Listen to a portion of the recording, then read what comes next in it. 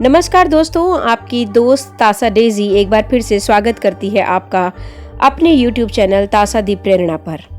आपके सपोर्ट के लिए, आपके लाइक, सब्सक्राइब और शेयरिंग के लिए बहुत बहुत धन्यवाद। बस इसी तरह से अपना प्यार बनाते रहिए। पिछले एपिसोड में हमने जाना था कि राजपाल जब शिवेन वैद्य के यहाँ से चला तो उसके गहन मनोवैज्ञानिक ज्ञान और तर्कों से बहुत प्रभावित था, लेकिन फिर भी वो ये पूरी तरह मानने के लिए तैयार नहीं था कि कल जो कुछ भी रात को उसने देखा या सुना वो पूरी तरह से उसका भ्रम ही था और कुछ नहीं। आइए जानते हैं आगे क्या हुआ। वह 5वीं रात थी जब काले मेघों से घिरे आकाश के नीचे रेलवे ट्रैक पर खड़े राजपाल को एक बार फिर रेल के इंजन की जोरदार सीटी की आवाज सुनाई दी। पिछली 4 रातों से राजपाल निरंतर उस रेलवे लाइन पर भटक रहा था, वही कुछ देखने सुनने के लिए जो एक रात पहले वो देख चुका था। लेकिन रात भर भटकने के बावजूद भी उसे कोई सफलता नहीं मिल सकी। हालांकि उसने वैसी ही मानसिक अवस्था बनाने की बहुत कोशिश की।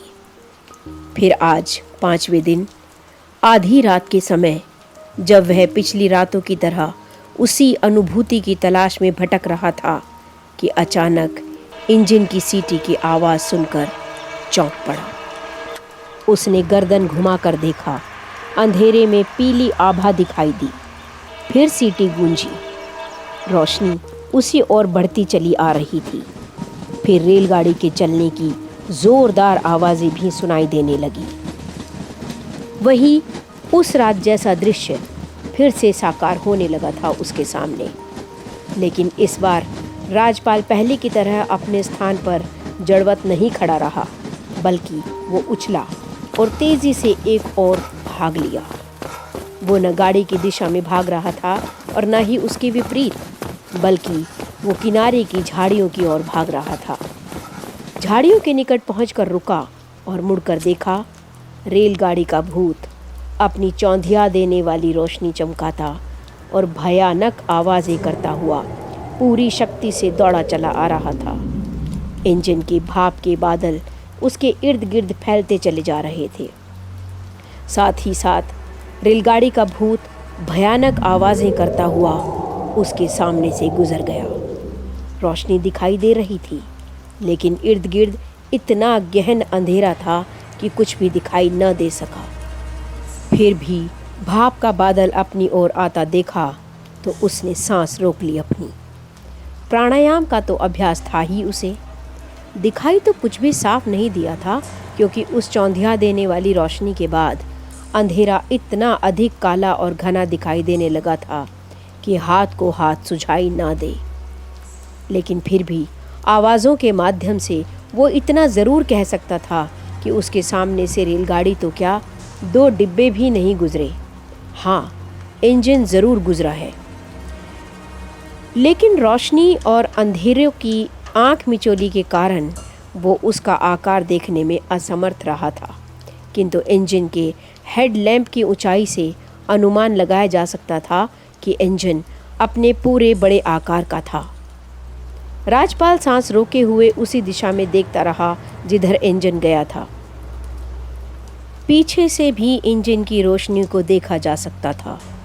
अचानक एक दूरी पर जाकर रोशनी बुझ गई और आवाज़ें भी आना एकदम बंद हो गई। राजपाल दौड़कर फिर से रेल ट्रैक के बीच जा खड़ा हुआ।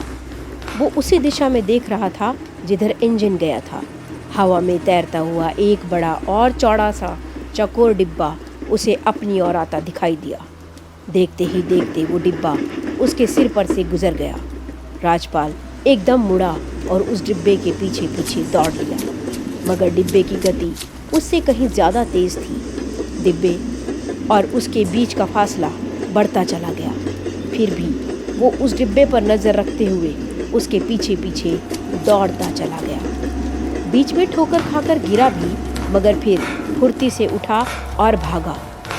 उसके देखते देखते डिब्बा एक जगह उसे रुकता सा दिखाई दिया। रेल ट्रैक के साइड की झाड़ियों ने उसका रास्ता रोक दिया था। वो पागलों की तरह झाड़ियों को चीरता फाड़ता उसके पार निकल गया।